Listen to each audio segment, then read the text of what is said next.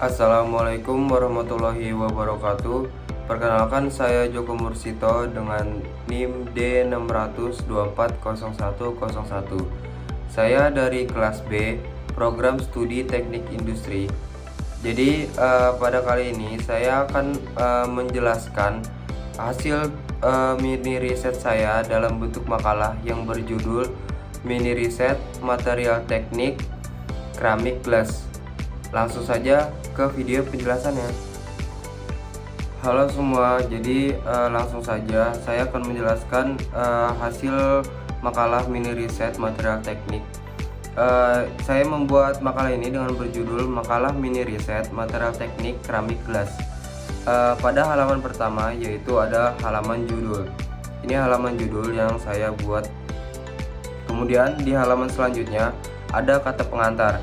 Kata pengantar ini saya buat untuk bertujuan menjelaskan apa isi dari makalah yang saya buat, yaitu yang berjudul Material Keramik Glass. Yang pertama-tama saya mengucapkan banyak terima kasih kepada Bapak Insinyur Ahmad Khalid Al-Ghofari, ST.MT, selaku dosen pengampu mata kuliah Material Teknik Universitas Muhammadiyah Surakarta. Kemudian yang kedua, saya sangat berterima kasih kepada orang tua saya yang telah membimbing dan memberikan dukungan saya terhadap mengerjakan makalah ini. Kemudian yang ketiga, saya berterima kasih kepada teman-teman saya yang sudah mensupport saya dalam membuat makalah ini. Kemudian lanjut di halaman selanjutnya ada daftar isi. Ini adalah daftar isi yang saya buat yang menginputkan halaman-halaman yang ada di makalah ini. Kemudian langsung saja kita ke bab 1, yaitu pendahuluan. Nah, di halaman pendahuluan ini saya menjelaskan apa itu material teknik keramik glass. Material teknik keramik glass atau disebut juga material keramik kaca memiliki karakteristik struktur mikro berupa kristal halus yang tersebar merata dalam matriks kaca amorf. Kombinasi ini menjadikan lebih kuat dari kaca biasanya, namun tetap mempertahankan sifat transparan pada umumnya kaca, yaitu sifatnya adalah transparan. Kemudian saya menjelaskan yaitu makalah ini disusun untuk memberikan pemahaman lebih mendalam mengenai keramik kaca, mulai dari struktur, sifat atau properti fisiknya, dan juga proses pembuatannya hingga kinerja yang diterapkan pada industri-industri tertentu. Selain itu, pemanfaatan material berbasis rekayasa seperti keramik kaca ini dengan sejalan dengan tren sustainable material engineering, di mana pengembangan bahan tidak hanya didasarkan pada performa semata, tetapi juga ketahanan jangka panjang dan juga efisien energi dalam proses produksinya. Lanjut ke halaman selanjutnya, yaitu bab 2, pembahasan. Nah, di pembahasan ini yang pertama ada tinjauan struktur material kaca. Struktur keramik kaca umumnya merupakan hasil dari dua dunia yang berbeda, yaitu amorf dan juga kristalin. Pada awalnya material ini berbentuk kaca amorf, kemudian melalui proses creaming atau juga pemanasan kristalisasi terkendali. Sebagian dan struktur amorf tersebut berubah menjadi kristalin mikro.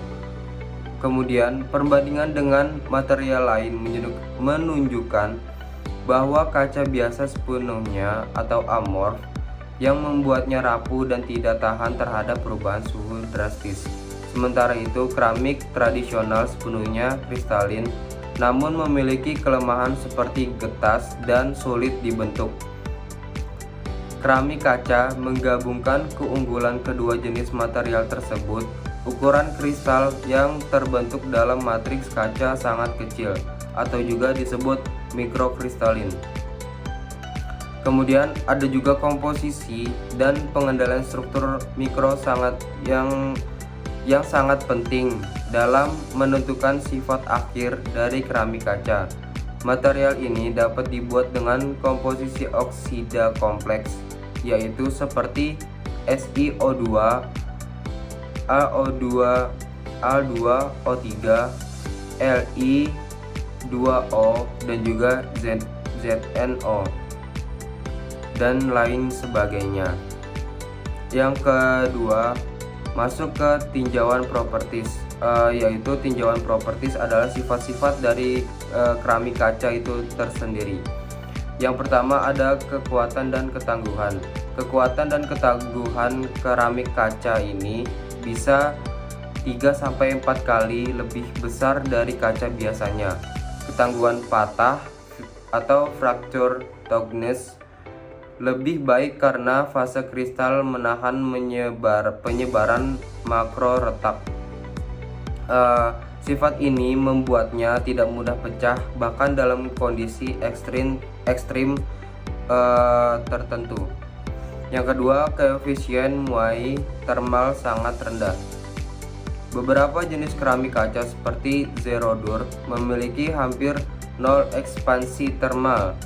Artinya tidak terjadi perubahan bentuk walaupun panasnya atau didinginkannya ekstrim. Yang ketiga, ada ketahanan thermal dan kejut panas. Keramik kaca ini mampu menahan transisi suhu hingga 600 derajat Celcius. Yang keempat, tahan terhadap bahan kimia korosif, yaitu tahan terhadap karat. Yang kelima, sifat elektrik dan termal.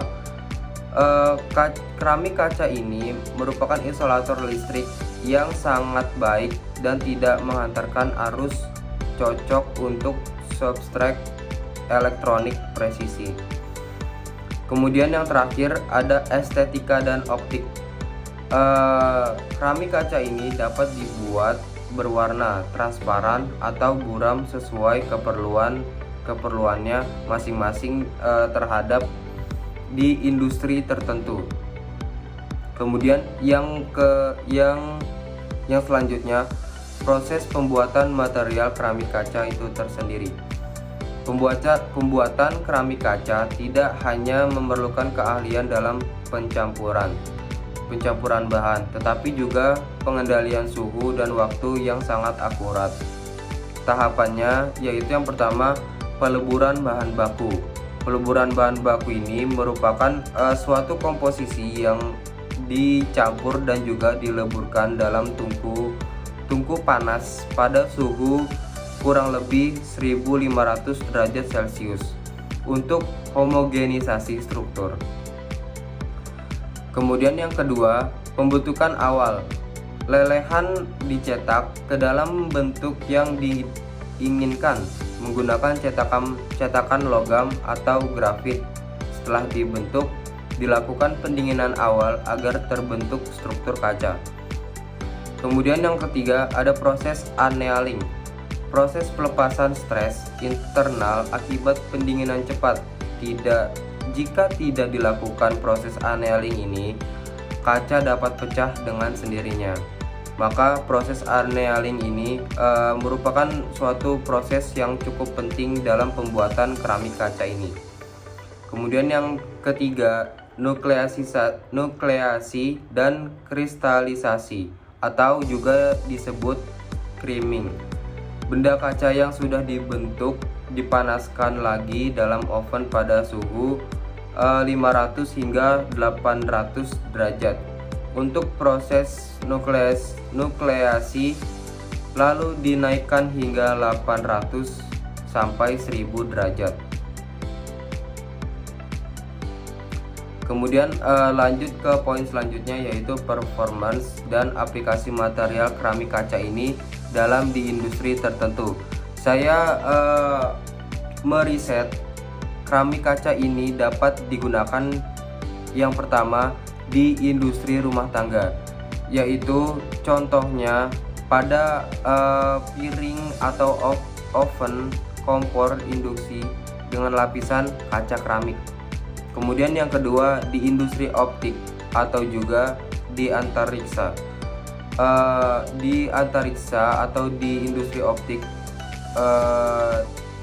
dibuat sebuah benda yang atau alat yaitu Keck Observatory dan Hubble Space Telescope menggunakan cermin utama berbahan keramik kaca karena tidak berubah bentuk meskipun suhu luar angkasa sangat ekstrim. Yang ketiga, teknologi militer dan keamanan. Keramik kaca digunakan sebagai pelindung sensor inframerah, jendela helikopter, dan pelindung balistik tingkat tinggi. Hal ini dikarenakan keramik kaca memiliki sifat yang sangat tebal daripada kaca biasanya. Maka dari itu bisa digunakan di industri militer dan juga keamanan. Yang keempat, di elektronik dan juga mikroelektronik. Keramik kaca menjadi pilihan elektronik karena stabilitas termalnya dan isolasi listrik yang kuat. Itu juga digunakan pada chip semikonduktor, modul sensor, dan perangkat tenaga tinggi.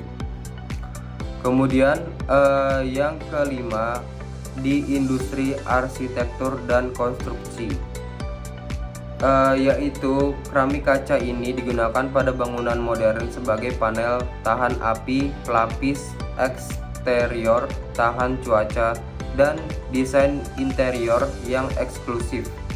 Kombinasi estetika dan fungsi teknis membuatnya sangat populer. Jadi pada industri konstruksi dan juga arsitektur ini keramik kaca sangat suportif untuk digunakan pada industri tersebut karena keramik kaca juga memiliki sifat tahan api yang kuat dan juga tebal. Maka dari itu bisa digunakan di industri arsitektur dan konstruksi ini. Keramik kaca juga memiliki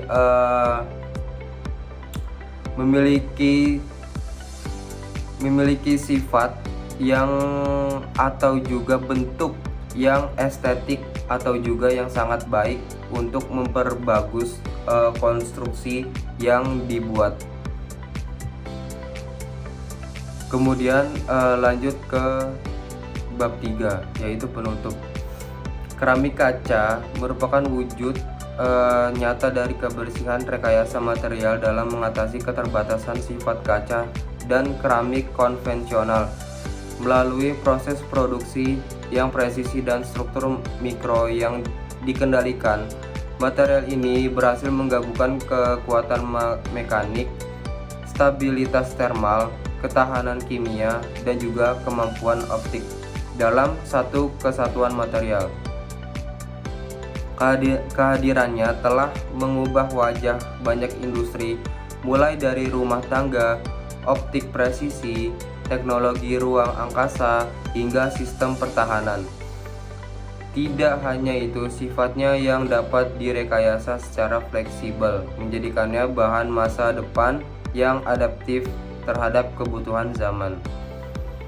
Dalam era yang menuntut efisien, keberlanjutan, dan ketangguhan material, keramik kaca menjadi solusi cerdas yang memenuhi tuntutan teknis dan estetika. Oleh karena itu, pemahaman mendalam tentang material ini sangat penting, tidak hanya dari sisi akademik, tetapi juga untuk pengembangan teknologi masa depan yang lebih ramah lingkungan dan keberlanjutan. Dengan makalah yang saya buat ini, diharapkan mahasiswa dan pembaca-pembaca lainnya memperoleh gambaran atau juga memperoleh ilmu yang mengenai potensi luar biasa dari keramik kaca, sehingga bisa menjadi dasar untuk riset, inovasi, dan aplikasi praktis yang lebih luas di masa yang akan datang. Kemudian lanjut ke halaman selanjutnya, yaitu halaman yang terakhir, ada daftar pustaka. Ini adalah hasil-hasil review jurnal yang saya dapatkan dari yang saya cari.